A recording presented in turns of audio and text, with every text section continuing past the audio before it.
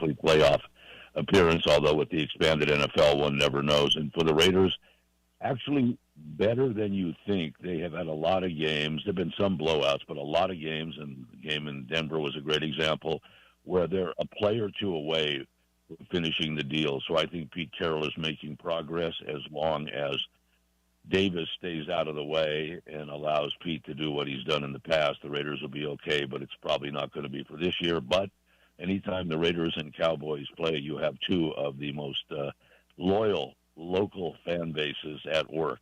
I've seen it many times. So if you go out there tonight and check it out, the ABC and ESPN, I'll tell you all about the schedule for the rest of the week a little bit later on, courtesy of Ed Duncan and his fine business, Precision Civil Engineering, Planning, Land Surveying, Civil Engineering, Landscape Architecture, Construction Management. It's all there under one roof. 449-4500 for more information, or precisioneng.net. I'll tell you about the fundraising Ed does for Fresno State when we go over the schedule later in the show for both 1430 and 790. Paul with us today to talk Bulldog football and basketball. We'll get to that momentarily, but first, our other lead dogs want to spend some time with you, beginning with our friends at KFC, the local operators in Fresno, Clovis, Selma, and Kerman. They do a lot in the Valley in regard to supporting athletics, so we thank them for that and remind you about the great deals they have going on right now, particularly the throwback to the late 90s, which means the classic honey barbecue flavor on everything at this particular time. Chicken sandwiches, tenders, and, of course, those crispy golden pieces. You know, and love talking about the 2, 3, and 4-piece meals. They all are terrific, as always, finger-licking good. And if you stop by those local operators, you will find a great commitment toward Fresno State and everything going on in the Valley athletically. Thank them for it if you stop in to pick up a bucket or two. And also want to remind you that the long-running specials are still in place. That is the $10 8-piece or 8 tenders offer on Tuesdays, or the country fried steak for $5.99 on Wednesdays.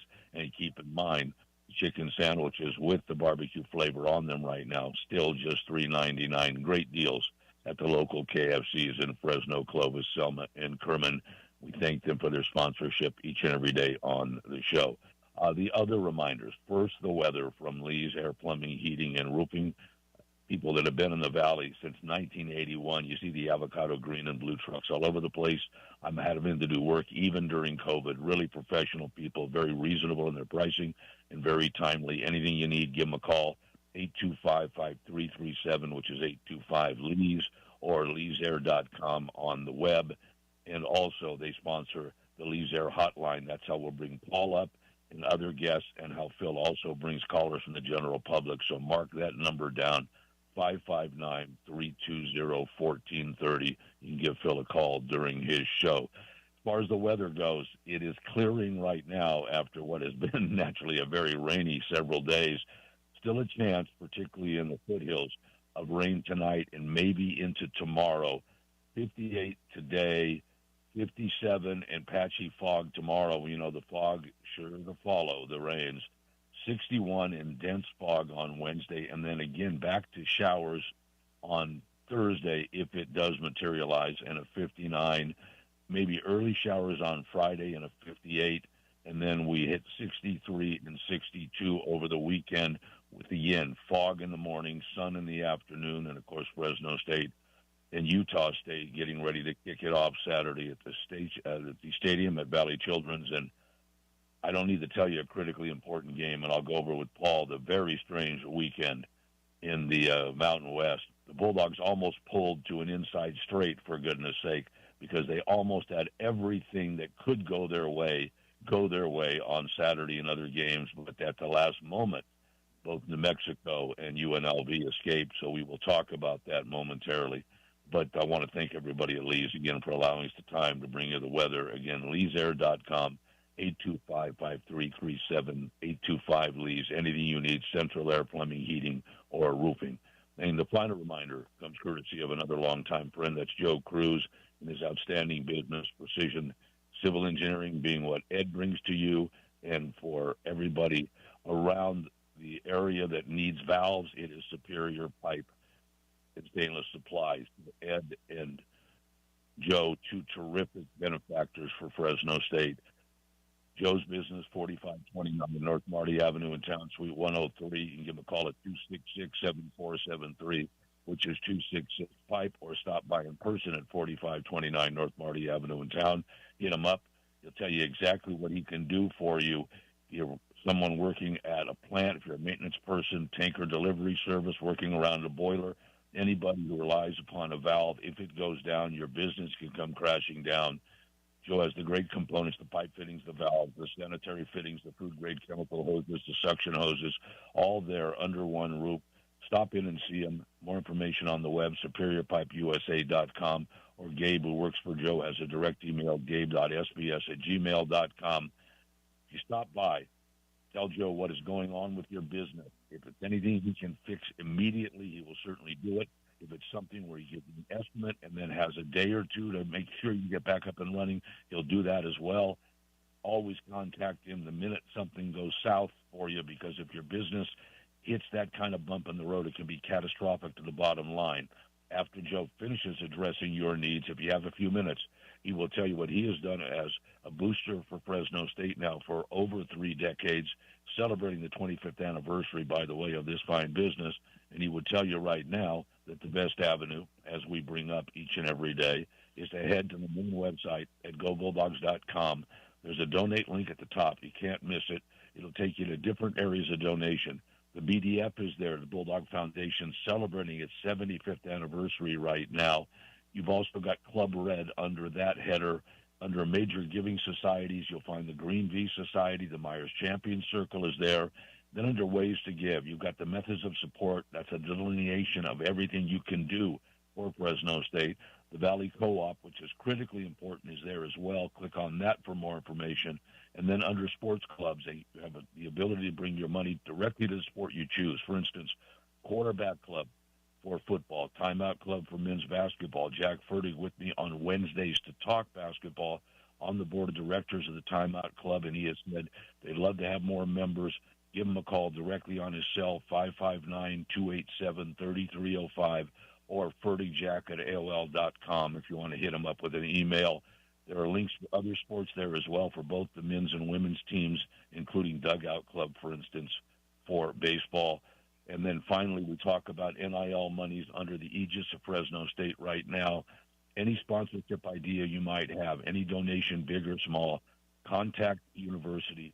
Critically important that Fresno State gets some sort of grassroots effort going, because the corporate sponsorship that others have, not necessarily here in the Valley right now, at least not as widespread as we've seen in other places.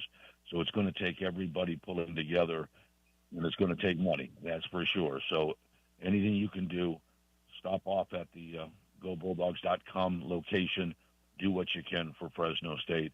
And we thank Joe Cruz for allowing us the time to tell you how to donate to Fresno State. I want to thank Joe, thank Ed Dunkel, Precision Civil Engineering, thank everybody at Lee's Air Plumbing, Heating, and Roofing, and the local operators at KFC in Fresno, Clovis, Selma, and Kermit.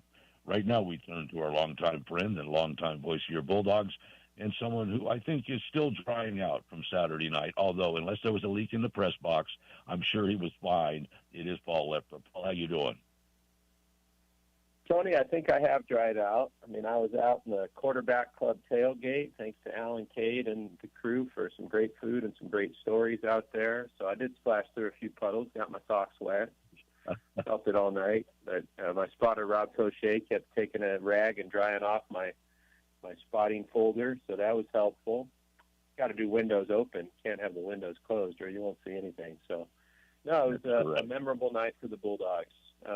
But, Tony, before I go any further, I just I want to honor a special Bulldog. You knew him well, and so did I, and he passed away this morning. And I'm so thankful that at the Fresno County Athletic Hall of Fame just a couple weeks ago he was honored. But our friend Tom Kane, who sports information director at Fresno State back when you first started covering the team, did a phenomenal job with facilities for so many years, stayed connected to the Bulldog family. Just saw him at the Save Mart Center last week, and he was chipper and sharp and enthusiastic and, you know, just another one of those people who's given so much to not just Fresno State but our community.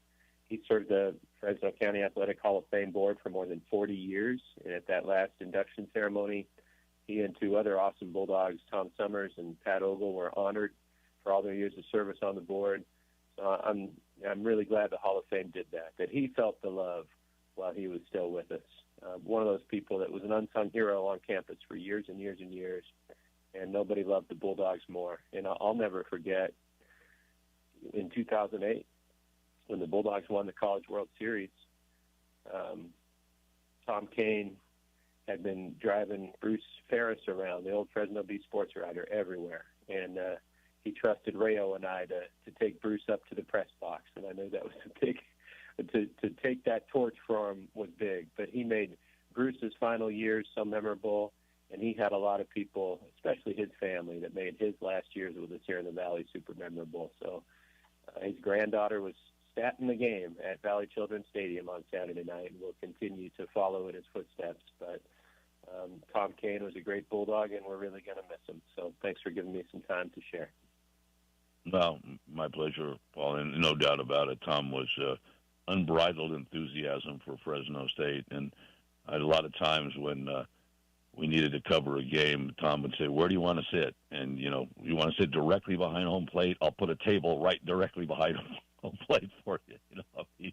He really knew how to bring everybody forward, and he's a guy I thought would live to be about 150, to be honest with you, Paul, because Tom was a guy who never had a bad day, if you know what I mean. He was always ready to go, and it's a tough thing that we talked about over and over again, that so many of the great people that I first came up with are now getting to that point, and you always kind of cringe a little bit each and every day and wonder, exactly who you're going to hear about next. But our condolences out to Jim and the entire family. There's no doubt about that, and I do appreciate you spending the time, Paul.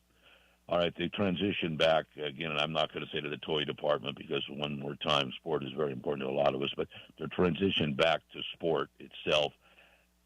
Paul, when the NFL started the international games, I think it was around 2016 or whatever, there was a sports writer in London who looked upon football American style as being a sport that should not ever be considered in the same breath as the real football that Europe proffers, which is soccer, and made the comment watching the NFL that it shouldn't be called football because it has little to do with the foot.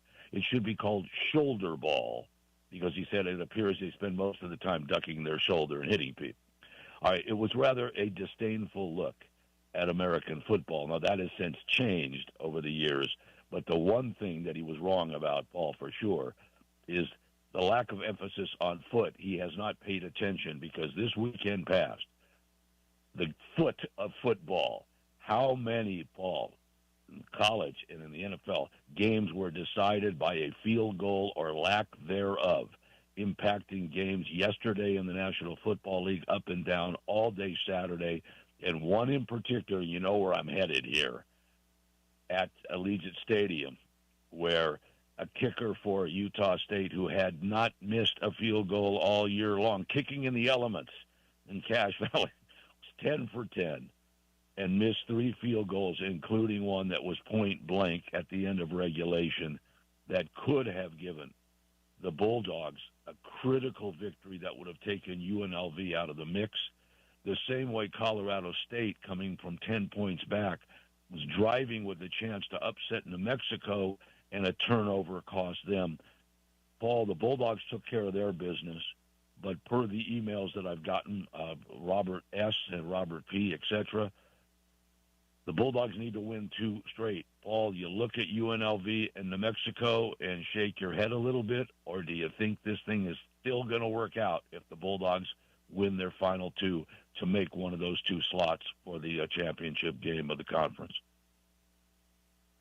I'm pretty confident it's not going to work out if they don't win those 2. So I think they better focus on winning those 2. I'm with you with that. You have to buy the premise and buy the bit. You're going to have to win it at home against Utah State and at San Jose State. I'm just saying, Willie, last week I was supremely confident they were going to get there. I still think New Mexico and UNLV are going to lose somewhere along the way. Do you feel the same way?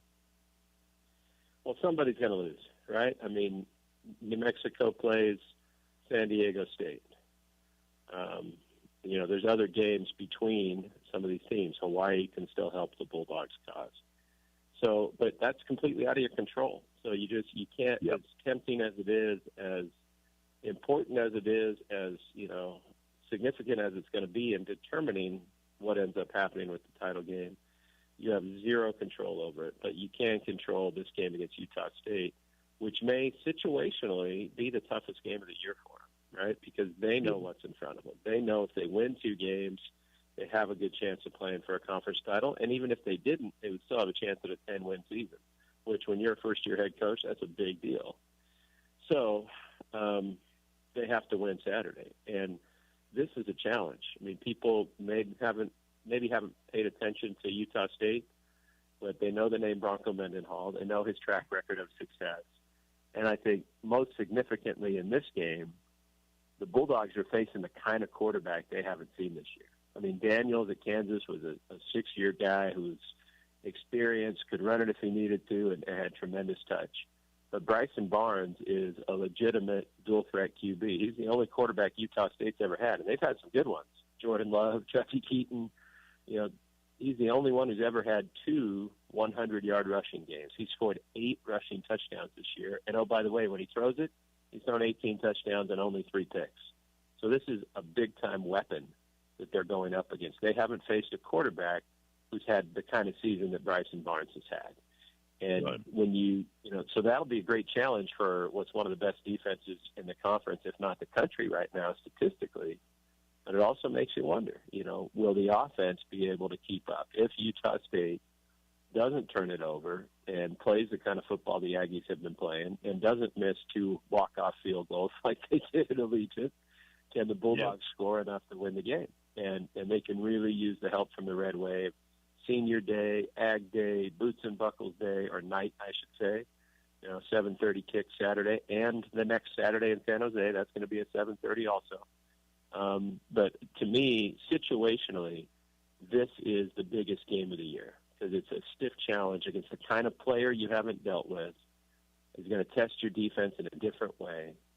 And the way they've risen to the occasion the last couple of weeks defensively, I mean, holding those 2 teams to a combined 10 points, I know the defense is going to be energized to face this kind of challenge and embrace the opportunity to shut down a quarterback who's had such a special season. Well, toward that end, Paul, if people did not see the UNLV game, we talk about the field goal kicker hadn't missed all year, missing 3 times, like you said, 2 of them. Incredibly costly to the Bulldogs. Never mind to Utah State. Let's keep in mind it also took Utah State fundamentally out of the mix. So, they would say Fresno State's a secondary concern to the Aggies right now. But if you haven't watched Barnes, I think it's a fair comparison to say, Paul, he is a lowercase version of Josh Allen, meaning he can throw it and he can also run it. And he took off, for 50 yards and almost sealed that game with that particular run. So you're right. This is a weapon that you're going to have to be careful with. And you're also correct in saying the Bulldog defense has played great. Now, as far as the schedules go, the remainder of UNLV's scheduling, and the reason we bring up UNLV and New Mexico is because those are the 2 teams out of Fresno State's control in a tie because the Bulldogs do not play those 2 teams this year. UNLV has Hawaii at home, and then they are at Nevada. Nevada, took care of San Jose State big time and finally won a conference game. I think they're going to have a lot of trouble with Hawaii. I know that the Rainbow Warriors don't play as well on the mainland, but they are a good football team. So I looked at that game next week very closely on the 21st. And then New Mexico, before San Diego State out in Albuquerque, they are at Air Force. And I believe, Paul, that senior day at Air Force, if I'm not mistaken, I'll have to double-check that. But I think New Mexico is going to have trouble there. But if it comes down to those 2 teams running the table, first of all, for New Mexico, if they were to win next week, they and San Diego State will play a game where New Mexico could be the 1 seed or they could be completely out, and the Aztecs may have to win just to keep their positioning. So that's going to be important.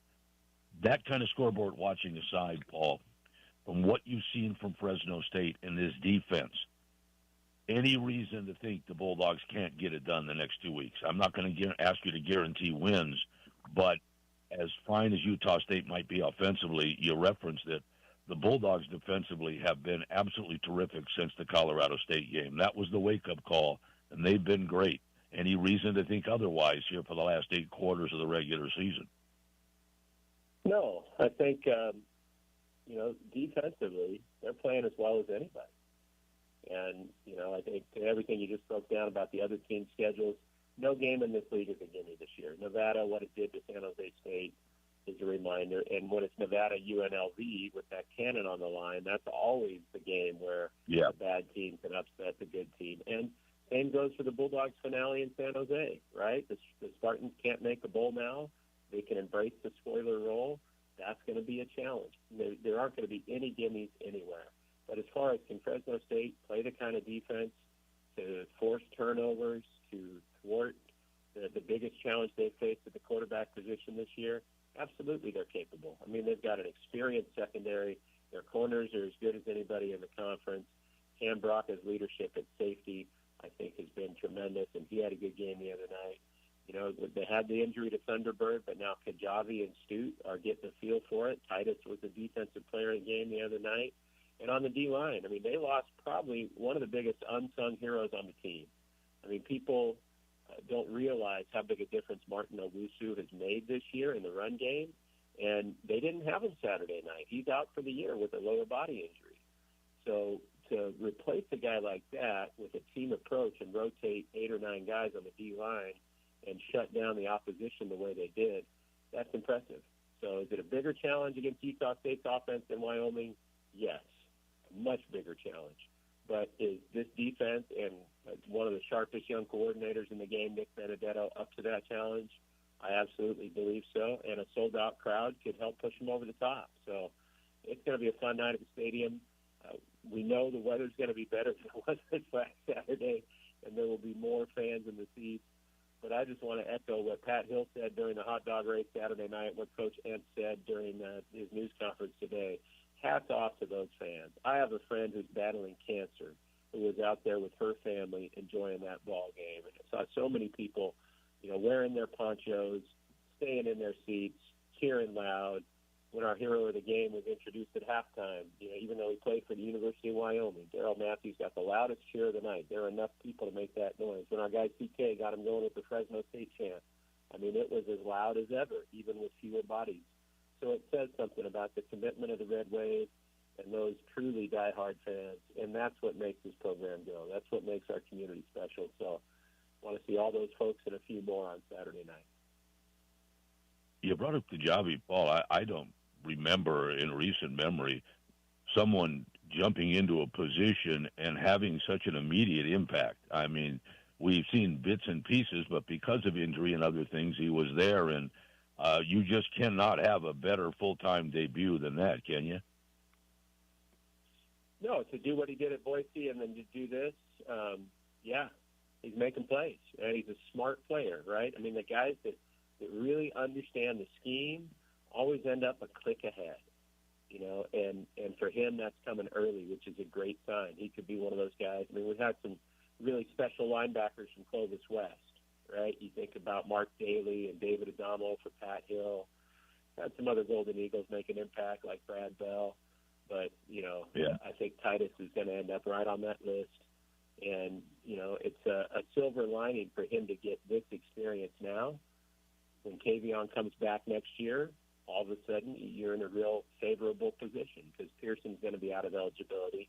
And, let's not be foolish and think this isn't a big deal for Jaden Pearson and Simeon Harris. Simeon's been playing as well as anybody on that D. For them to go up against the team they played for last year and some guys that are still on that team, they're going to be as focused as ever.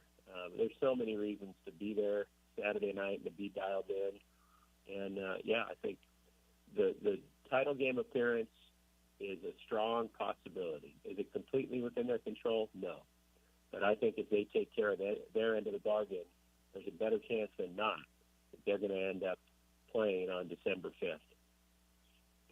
Well, that's why, Paul, it was such a near thing on Saturday, and I know it ain't over till it's over. We get it. But it looked for all the world as though Utah State had that game won, particularly in regulation. It's amazing, right, that someone can kick in conditions that you can get. And admittedly, I know we were still early in the year going 10 for 10, but you're kicking outdoors. You're kicking at home at Utah State, which is always problematic, and you're perfect. And then you go inside the controlled environment of Allegiant Stadium and you miss 3 field goals. It's just the inexplicable nature of it. And that and the fact that Colorado State hung in there and had a legitimate chance to beat New Mexico. And had those two things occurred, Paul, we would be talking about the Bulldogs in full control of their destiny, which after the San Diego State game, I'm not so sure anybody would have believed it. But they are in a position still where they can get it done. But I do have to come to the quarterbacking situation. You and I have talked about this a great deal, and certainly email after email about it. I brought up many times the 1990 New York Football Giants because they won a Super Bowl with Bill Parcells as their coach, Bill Belichick as their DC, and they did it by shortening the game, by playing terrific defense, by not taking chances offensively, and having a quarterback, if you want to call him a game manager, so be it, in Jeff Hostetler, whose job it was to not lose the game for that defense. And it worked, and they ended up, by the time Norwood missed that field goal, of course, Roger Craig fumbled away the NFC title game. That's something I've talked about a billion times. Then Norwood misses the 47-yarder, and the Giants hoist the trophy. Paul, the whole role of that quarterback on that team was not to lose the game for him. He didn't have to win it. He just had to make sure he didn't lose it. I would purport to you that is sort of where Matt is right now in the quarterbacking situation. Conklin hasn't been dynamic, but he also hasn't been making mistakes. Is that the read you have on the just win baby attitude of the Bulldogs right now and the coaching staff about the quarterbacking? Yeah, I think you're on the right track, Tony. And the most important stat is wins, but he's 2-1 as a starter. And he was asked about that at the news conference today. Coach Entz was, and he brought up that a rainy night like that might not be the best way to evaluate a quarterback in the pass game. Right. But there are those other things. There are the checks into the right play. There are the decision-making, and he didn't turn it over. He got his first Bulldog touchdown pass, and, glad replay saw that and made the right call. But, yeah, I think if you end up in a situation where you're not getting stops and turnovers, where Utah State's offense is doing what it's demonstrated it's capable of doing, you're going to need more from the pass game unless you just dominate the line of scrimmage. And can they do that? Well, they did against Boise. But I certainly could imagine a scenario where they need to throw the ball to win. And we haven't seen Carson prove in a Bulldog uniform yet that he's the guy that can do that. He's eager to prove that, right? So maybe this is the game where he does. And, I think you're also, if you get in a situation where you really believe that his skill set isn't what you need there, then they won't hesitate to go back to E.J. Warner. I do, I still feel for our guy Jaden Mandel, who I really think could have helped this team this year if he hadn't been injured. And unfortunately, we won't get to see that this year. But Carson's building confidence, 2-1 as a starter. E.J. led him to some huge wins. I mean, the win at Hawaii might be the biggest win of the year when all is said and done. So you have two guys who led this team to really significant, meaningful victories. And by the time all is said and done, if you're going to win a championship, you may need contributions from both. But time will tell. Right. And I think the most encouraging thing offensively was seeing the depth at running back and the genuine brotherhood that RB room has. There's no jealousy. There's no envy. They're so excited for each other when they succeed. And the way the whole team celebrated Jonathan Arsenault's, far and away best moment as a Bulldog, I think says something about the culture that this coaching staff has built. And Coach Entz went out of his way today to credit running back coach Aaron Pryor for the mentality, the perspective that those running backs have about sharing the rock the way they do. And without that, Fresno State, might not have won the last couple of games. If you had guys that were more selfish or focused on their stats, their touches, their carries, then, we might have seen some different results. So that's a credit to the coaching staff and to those young men. Well, by the way, one addendum, Paul, to the local ties that are your Giant team. The Giants won that title game with 5 field goals. bar, kicked 5 field goals. They did not get in the end zone, but they won. But the critical play was a wide receiver who was 5'7", 165 pounds, who pushed off against Don Griffin and got away with it for setting up the winning field goal, and that was none other than Stephen Baker, the touchdown maker. And I've said this before, he was living across the street, and so I stole his Chronicle every morning just to get on his nerves afterward, Paul. But the problem was he was sleeping in during the off season, and I put it back by the time he woke up. So he didn't know I stole it for about an hour, Paul, but it meant a lot to me. You know what I mean? Because as you know, I am completely petty about things. And I know that's sad. Really, what a great stand, right? What a gutty move to do that and then not even have him be aware of it. So, Stephen, if you're out there, that's right. I stole it and put it back, but I did steal it for an hour. All right. That having been said, I'm waiting for Jim Burt and Leonard Marshall to have their names mentioned in this conversation. Well, I would not have stolen Jim Burt nor Leonard Marshall's. Jim Burt became the 49er, as you know, afterward. Leonard Marshall broke Joe Montana's thumb in that game, which set up Steve Young throwing to Brett Jones and set up the ensuing run to Roger Craig when all he had to do was just hold on to the football. And I said it, I didn't expect him after he fumbled with 2:38 to go and a first down and a chance to run out the clock and go for a three-peat, which hasn't happened in Super Bowl history, by the way. I didn't expect him to go to the top of the Golden Gate Bridge and throw himself off. But I was a little irritated when he said, Eric Howard made a nice play. I was over it the next day. It's been 35 years. I haven't been over it yet. And Roger was over it the next day.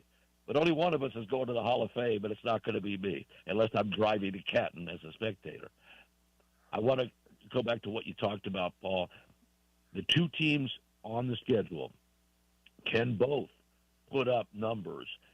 So, different horses, different courses. Maybe the last couple of weeks, you could be conservative, independent of what Conklin has or has not done or whether Warner would see action again.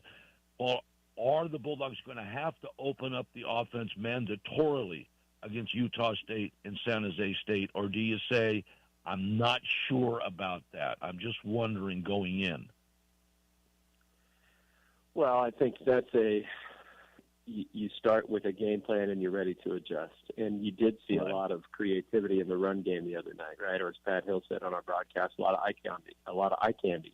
Misdirection, motions, shifts, getting the defensive attention and doing other things. And, look at Donaldson's first touchdown, how badly Wyoming's defense was fooled there. And on Arsenault's touchdown, right, they bring Speedy Luke and fly sweep motion and draw a lot of attention, and then Jonathan hits the hole and shows his explosive ability. So I think Coach Davis is doing a good job of using the different skill sets. I loved how often Brandon Ramirez was on the field and how often we saw them line up in two-back sets. It just puts a bigger burden on the defense because Brandon has proven himself as a ball carrier and as a blocker. He's not a bad receiver either. So they don't know, what's happening in those situations. And I think they did a good job of using the depth of that running back position, lining guys up in different spots, and creating, what often the pass game does for you in terms of keeping a defense on its heels. They were able to do a fair amount of that without putting the ball in the air. And, if you can start out that way and have success, it can minimize the burden on the quarterback to make those huge plays. But another thing Coach Entz brought up today, right? The ball Carson threw on 4th and 6 to move the chains. Big-time throw in that situation, right? The ball he threw to Josiah for the touchdown. Great footwork, by the way, by number 5. But those are areas of growth. And, there's another few, I think most of the balls he threw to Zeke Abbott were a little off target and, not in prime catching radius position. So that's something to sharpen. Sometimes he needs a little more heat on it, just needs it a little more accurate, and nobody's pushing himself any harder than Carson is. So the team, I think, is staying together. It's not a situation where you have, factions and schisms. They're playing team football right now. Offensive guys are excited for defensive guys, vice versa. I think the family connection that these guys feel, the brotherhood that they're experiencing, is as palpable as I can remember in recent years. And, again, that's credit to the coaching staff and the emphasis that they're placing.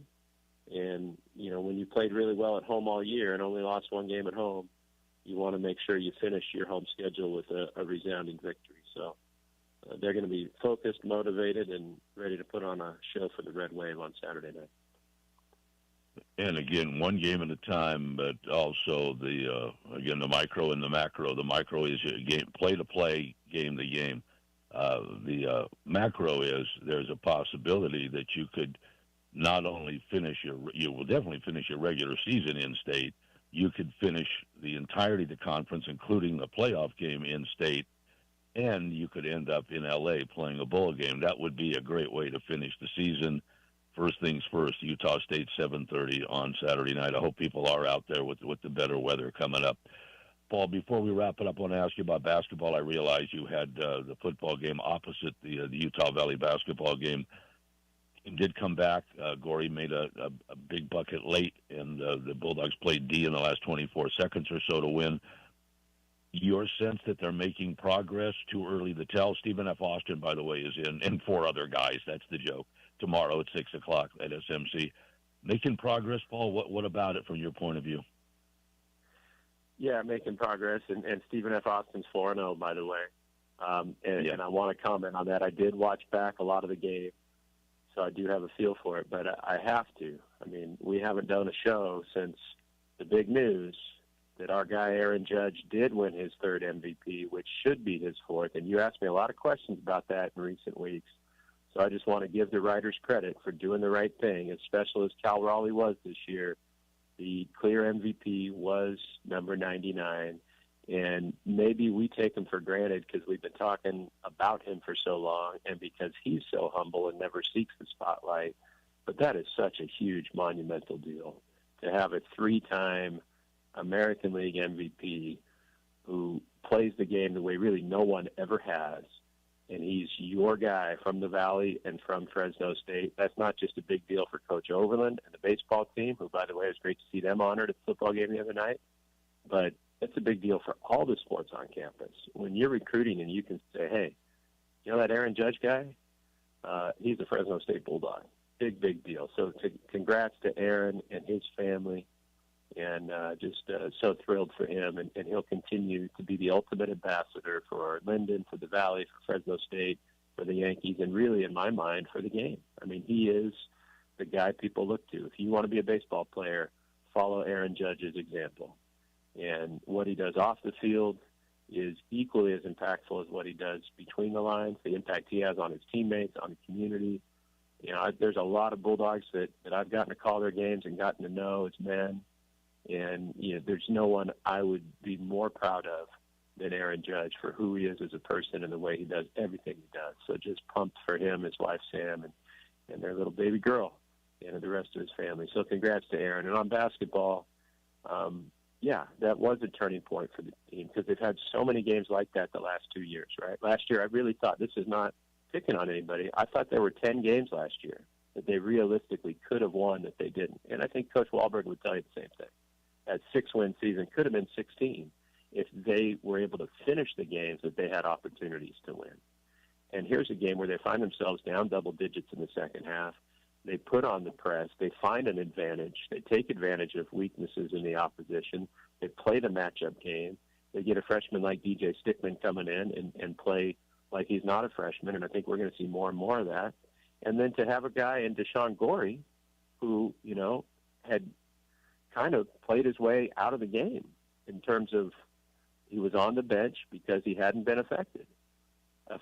But guys foul out, he has to go back in, and he's not just out there taking up space. He's ready. When they double Heidbreeder and Jake sees him, he's ready to just let it fly and bury the biggest shot of his Bulldog career so far. So that's huge. And then you still needed to stop and to see what Jake and DJ did on that last play to make sure Utah Valley didn't score. That was impressive. So hats off to that team. And the other thing, Zayon, right? There will be other matchups. In the Mountain West, he won't have as many matchups where he's got that big of a quickness edge against the other team's guards. But in that game, that was a huge matchup. And hats off to the coaches for turning him loose. Because this offense is predicated on layups and threes. The mid-range shot is really not part of the game plan typically. But you saw times where Zayon gets in the paint, jump stop, pivot, shoot a fadeaway. He can make that all day, kind of the way Tyler Johnson did late in his career. And, of course, Tyler's right there coaching him. There may be games where they have to freelance a little more because of the matchup advantage that Zion has. And it was really good to see him have the confidence to exploit that advantage and lead that team to victory. So, yeah, excited for them and excited to see what they can do against Stephen F. Austin tomorrow night. Well, again, we talked about the non-conference schedule, favorable, a lot of home games, etc. They will be going on the road. You've got Acrisure, and you've also got that battle in Little Rock against Arkansas, which is going to be a major challenge. And then always the challenge of conference. And it's going to be a conference going to get even more difficult beginning next year, because when you get to the Pac, Gonzaga is going to be waiting for you with everybody else. So interesting times at Fresno State, and I hope things do go well the rest of the way. Paul, I appreciate it. I hope you have a great week. Have a great broadcast tomorrow. Tell Q I said hello. And Saturday night, I hope people are out at the stadium. Bulldogs have pulled themselves back into position, and it is just win, baby. They cannot control what happens other places. Games are going to be played earlier in the day or a day earlier in the next couple of weeks, so they'll have a real good idea when they get to San Jose, as long as they win against Utah State. So we'll see what happens. Well, appreciate it, my friend. Always good talking to you. Thanks, Tony, and appreciate all your listeners. Look forward to seeing a lot of them tomorrow night at Save Mart Center, and the men are home Friday night as well against New Orleans. So a lot of opportunities to get on campus and support Bulldog Athletics this week. No question. I'll see you a little bit later on, Paul. Take care. We'll see you. Bye-bye. Adios, Tony. All right, guys. Paul Leffler will take a break, come back and tell you about the schedule, hand it off to Phil, his outstanding show Behind the Bench for 2 hours today, and then it's time for the Raiders and the Cowboys Major Wager Monday. Tell you all about that after this, as the Bulldog Hour continues on this Monday on Central Valley Sports Leader, 1430 ESPN.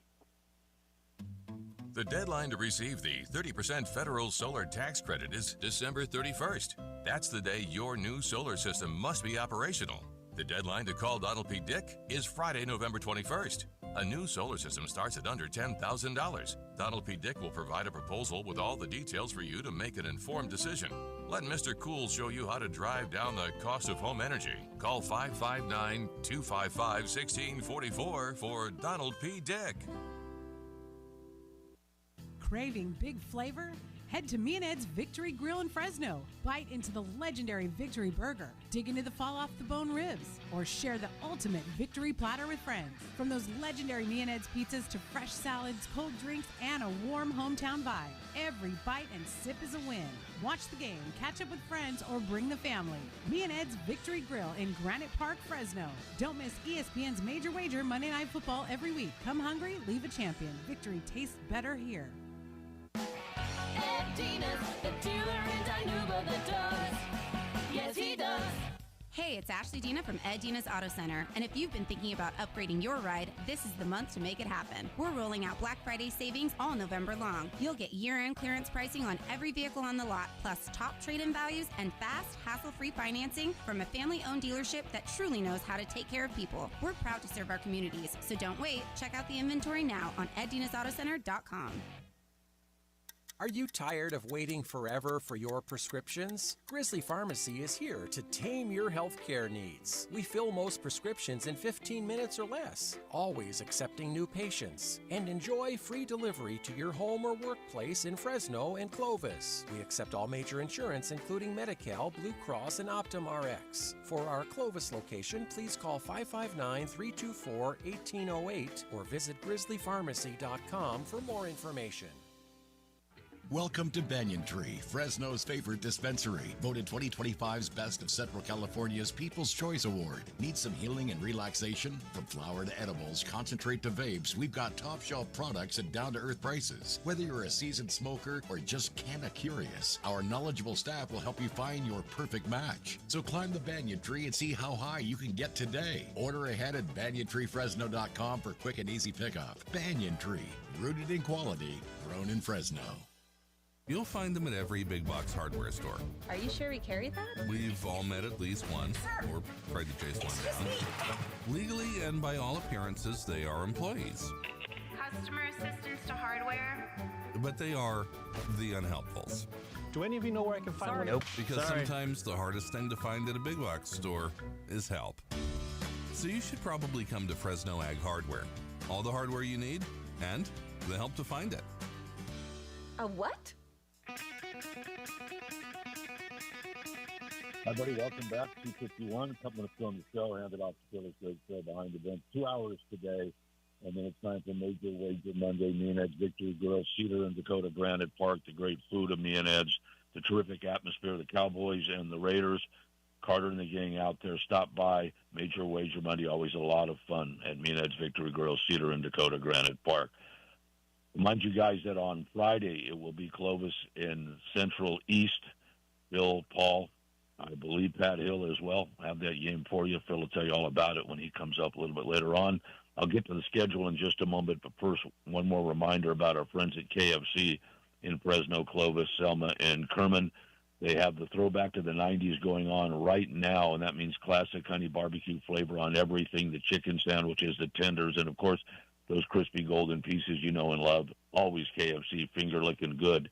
And you have the 2, 3, 4-piece meals on sale right now. You also have the chicken sandwich, just $3.99. On Tuesdays, you still have the long-running offer, which is the $10 8-piece or 8 tenders proposition for you. And on Wednesday, you have the country fried steak for just $5.99. So great deals at the local KFCs in Fresno, Clovis, Selma, and Kerman. We thank them every day for their sponsorship and for what they do for athletics across this great valley of ours.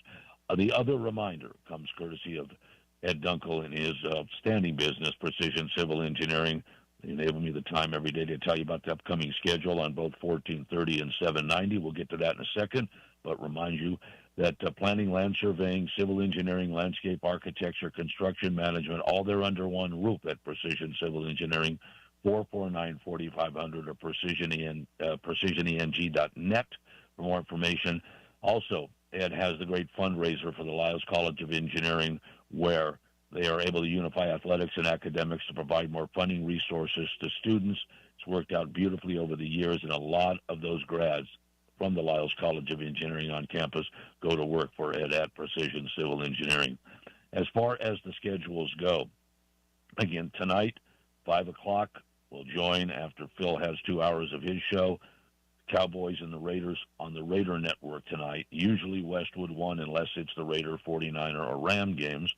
And so it'll be a 5:15 kick, ABC and ESPN. Stop by Me and Ed's Victory Grill and check everything out, Carter and everybody there. Again, Granite Park, Cedar, and Dakota.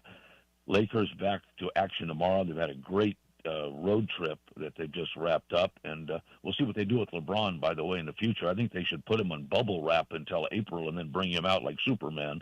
But we'll see. They're playing very well, and they're still shorthanded in that regard. So, again, they'll have the Jazz in tomorrow at the Crypt. Sharks, of course, later in the week. And for us, another critical NFL week gets started on Thursday. We have the Thursday, Sunday, and Monday national games from Westwood 1, or if it's one of our teams, from their networks. And we always have, irrespective when they play, the 49er, Ram, and Raider games for you. Always very important games. The Rams escaping yesterday at SoFi. Again, that was another game where it's why they call it football, because there was a field goal that could have beaten them. And in this day and age of the NFL, anything inside of 70 yards, guys have a chance. Not only have the legs gotten stronger, the technique better, but they're using a different kicking ball now. And we're seeing 68-yard field goals. And yesterday it wasn't the distance, it was the accuracy that saved the Rams against the Seahawks. So we'll see how things play out for all three teams. The Raiders are not going to make the playoffs. The Rams and 49ers figure to both make it. We'll see if the Rams get there with a very top seed and quite possibly another Super Bowl title. And Davante Adams, with that oblique that he injured against the 49ers, still had a great game yesterday and is moving up the ranks as one of the greatest wide receivers who's ever played in the National Football League and is definitely on his way to the Hall of Fame. I don't know who of our Mount Rushmore will get their first title when we talk about Aaron Judge or Paul George, because the Sixers are playing a lot better, or Davante Adams. But I know this, Davante definitely on his way to the Hall of Fame, and we know Aaron Judge will land there, and I think Paul George will as well. So we'll see about our Mount Rushmore moving forward. The other reminders, in addition to the Lakers, Sharks still, of course, playing good hockey these days, and Celebrini is a revelation, so check out the Sharks whenever you can on 790. As far as the local shows, Phil normally 3 to 6 with his outstanding show Behind the Bench, including Thursdays at Fashion Furniture with our friend Rada Vadikian, best furniture on the planet. Nothing like it in all of California. The great conversation of Phil's show, some good eats as well. You can reach Phil if you can't get there in person to the location that is Fashion Furniture El Paso across from River Park. You can give Phil a call on the Lee's Air hotline, 559-320-1430. Paul Metters with 2 very good shows for you on 790, our sister station, The Deuce, Sunbird Sports Show, all about Fresno Pacific Athletics, 6 to 7 on Wednesdays on 790, and then the long-running show on 1430 on Saturday mornings live from First Ring Sports, 10 a.m. to noon, Central Valley Sports Report. I mentioned those 2 gentlemen, and I believe Pat Hill will be at Collegian for the huge game between Clovis and Central East as you look for a title and maybe a state playoff bid beyond that, a Valley title. Also keep in mind that for us, everything for the station, 1430 ESPNFresno.com. You get the live links and podcasts there. And finally, we are with you at 2 o'clock each and every weekday. You can reach me, tdad1 at att.net, TDAD, the number 1 at att.net. I want to thank Robert P. again for his fine thoughts about the Fresno State game. Robert, I'll get to that later in the week. I want to finish up with our good friend Gary up in the North Valley in Atwater. And you're right, Gary, and we referenced it earlier. I know you emailed me over the weekend. When we look at Fresno State, they've got to win against Utah State and San Jose State. That's a given. But UNLV, I think, as you referenced, are going to have a very hard time with Hawaii this weekend coming up. UNLV was very lucky to get away with it against Utah State. Like I said, a missed field goal in regulation, a missed field goal in overtime saved UNLV, and a guy who hadn't missed all year long going in was the one who missed those field goals. I think Hawaii's going to give UNLV a very bad time at Allegiant, and I do think New Mexico, who escaped Colorado State at home, going to have a real problem with Air Force, a lot of emotion, Colorado Springs, and I would not be surprised if both UNLV and New Mexico lose in Fresno State. Then it controls its own destiny if they win their final 2. We'll see how it plays out. I'm sure Phil will have more to say about that momentarily. Thanks to Jorge, thanks to Paul, and thanks to our sponsors, again, talking about Ed Dunkel, Precision Civil Engineering, Joe Cruz, Superior Pipe and Stainless Supply, Lee's Air, Plumbing, Heating, and Roofing, and the local operators at KFC in Fresno, Clovis, Selma, and Kerman. We'll see you tomorrow with Jackson Moore, Phil coming up, then Major Wager Monday, me and Ed's Victory Grill, Granite Park, Cedar, and Dakota. Stop by and see Carter and the gang there. See you guys tomorrow on KFIG Fresno. Hey, it's Phil Bonatti from Behind the Bench for my friends at Valley Athletics, the new go-to sports facility in the Central Valley. Founded by Valley legend Vance Wahlberg and former Bulldog volleyball coach Jonathan Winder. Valley Athletics allows athletes to really shine at volleyball, basketball, and football. Your home of the San Francisco 49ers, 1430 ESPN, the Valley's local sports leader, KFIG Fresno. I'm Ed Benkin. We start with college football news. Sources have told ESPN Virginia Tech is finalizing a deal to make James Franklin their new head coach. The deal is expected to be completed in the near future. In the NBA, ESPN Shams Charania is reporting Spurs Victor Wembanyama will be sidelined over the next few weeks with a calf injury. In the NFL, Bengals receiver Jamar Chase has been suspended for 1 game after spitting on Steelers defensive back Jalen Ramsey. ESPN's Ryan Clark said something had to be done. I mean, first of all, it's absolutely disgusting. To spit on another man is the lowest form of human disrespect, and the league needs to make an example. The Bengals host the Patriots on Sunday. In Atlanta, the Falcons may be without quarterback Michael Penix Jr. for the rest of the year, according to ESPN's Adam Schefter, as he deals with a knee injury. Drake London is also week to week with a knee injury. According to ESPN's Adam Schefter, there's concern Steelers quarterback